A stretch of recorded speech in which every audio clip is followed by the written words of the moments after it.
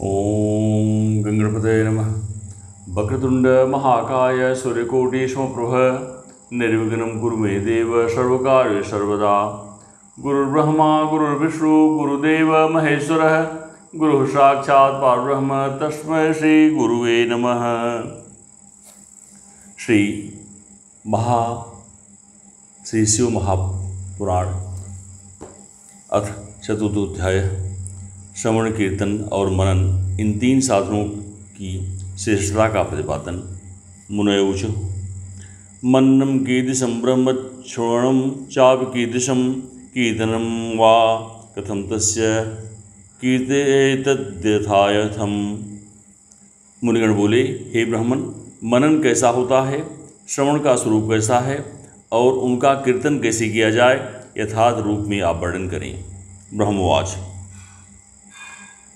पूजा जपेश गुणरूप विलासा नाम युक्तिप्रेण मनसा परिशोधनम यत् तत्संततं मन नमीश्वर दृष्टिलभ्यम सर्वेषु साधनवरे शिव मुख्यम। ब्रह्मा जी बोले, भगवान शंकर की पूजा, उनके नामों का जप तथा उनके गुण रूप विलास और नामों का युक्तिपरायण चित्त द्वारा जो निरंतर परिशोधन या चिंतन होता है, उसी को मनन कहा गया है। वह महेश्वर की कृपा दृष्टि से उपलब्ध होता है। वह समस्त श्रेष्ठ साधनों में प्रमुखतम है। गीतात्मना श्रुतिपदेन च भाषया वा शंभ प्रताप गणरूप विलास नाम वाचा स्फुटं तु रसवत् स्तवनं तद यदस्य तत्कीर्तनं भवति साधनमात्र मध्यम। शंभु के प्रताप गुण रूप विलास और नाम को प्रकट करने वाले संगीत वेदवाक्य या भाषा के द्वारा अनुरागपूर्वक उनकी स्तुति मध्यम साधन है, जिसको कीर्तन शब्द से कहा जाता है। एनापिकेन कर्णेन च शब्दपुंजम यत्र क्वचिच्छिव परम श्रवणेन्द्रियेण स्त्रीकेलिविदृढतरं प्राणधीयते यत् तद्वै बुद्धा श्रवण मत जगत प्रसिद्धम। हे ज्ञानियों, स्त्री क्रीड़ा में जैसे मन की आसक्ति होती है, वैसे ही किसी कारण से किसी स्थान में शिव विषयक वाणियों में श्रवणेन्द्रिय की दृढ़तर आसक्ति ही जगत में श्रवण के नाम से प्रसिद्ध है।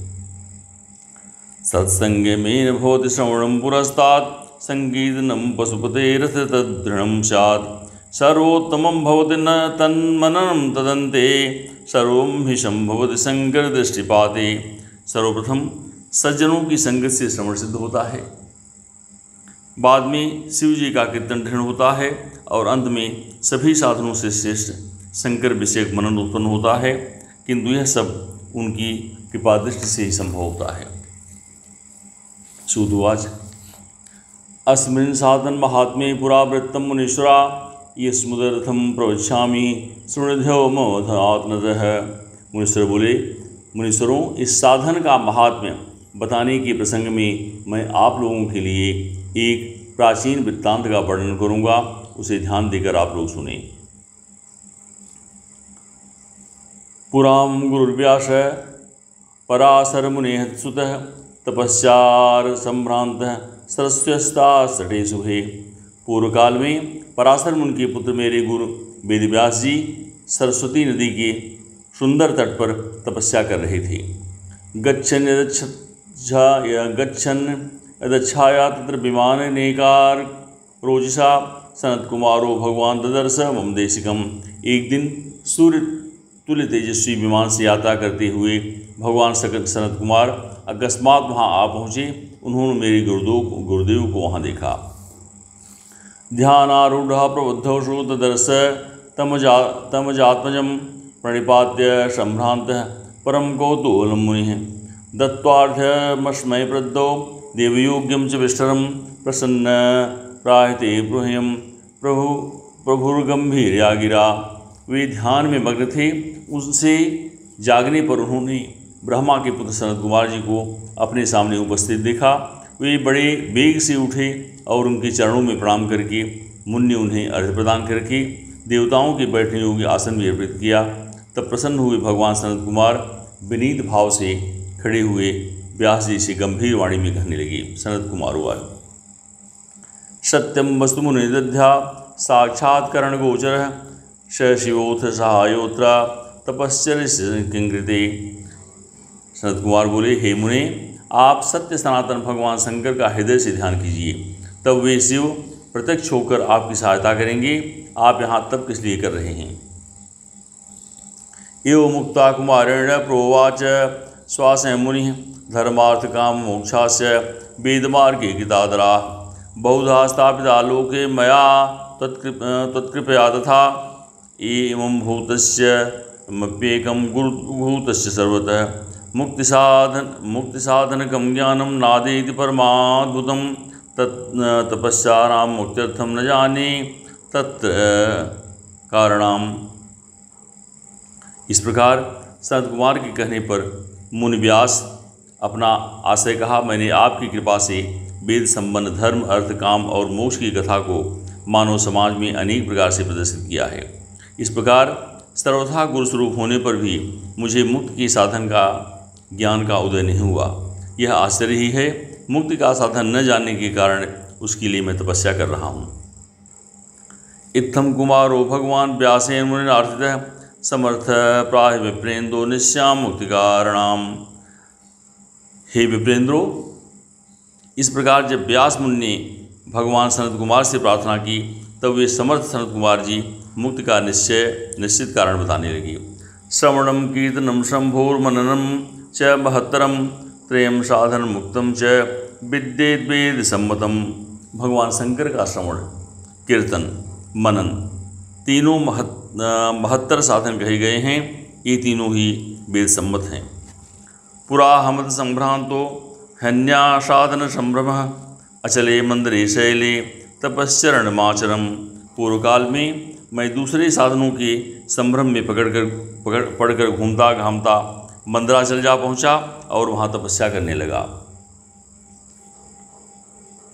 शिवाज्ञात प्राप्तो भगवान नंदिकेश्वर स मे दयालुर्भगवान सर्वसाक्षी गणेश्वर उवाच मह्यं सस्नेहं मुक्तिसाधनमुत्तमं श्रवणं कीर्तनं शंभोर्मननं वेदसम्मतं त्रिकं च साधनमुक्ते शिवेन मम भासितं श्रवणादित्रिकं ब्रह्मन् कुरुष्वेति मुहुर्मुहुः। तदनंतर महेश्वर शिव की आज्ञा से भगवान नंदिकेश्वर वहाँ आए। उनकी मुझ पर बड़ी कृपा दया थी। वे सबके साक्षी तथा शिवगुणों के स्वामी भगवान नंदिकेश्वर मुझे स्नेहपूर्वक मुक्ति का उत्तम साधन बताते हुए बोले, भगवान शंकर का श्रवण कीर्तन और मनन ये तीनों साधन वेद सम्मत है और मुक्ति के साक्षात कारण हैं। यह बात स्वयं भगवान शिव ने मुझसे कही है। अतः हे ब्राह्मण, आप श्रवणादि तीनों साधनों का बार बार अनुष्ठान करें।